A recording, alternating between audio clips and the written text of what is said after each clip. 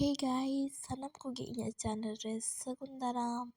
Asa kanain joto ki moj gi henak peya. Guys indo moj do banunya thanda lagaw kadinya ar thanda lagaw kate ki aleya plan huina dara barai chalat renak.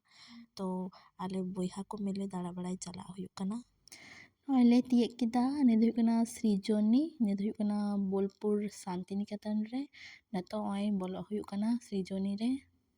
नॉय बाढ़े ना background पे ñel दाड़ी कना एतो मौज background photoshoot लगी तो अडी मौज आर नॉय पे बुइहा कुड़ी इन दो बोलपुर गिन तहना तो सेरकम भाबे हे बांग हुई कना फोटोशूट लगी दो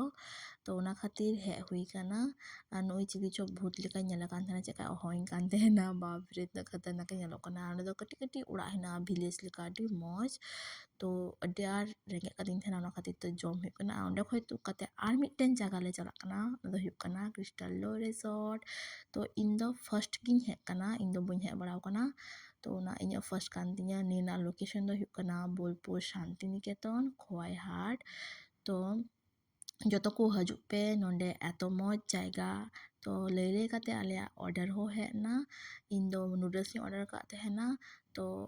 jom huyuk kana neto jom kate inya do jom complete na anui do ekhono bai jom darik kana am tekna ekhono bam jom darik kana are landai da to jom bra kate dol nain dulok kana to tihina mini vlog do nonde enda tata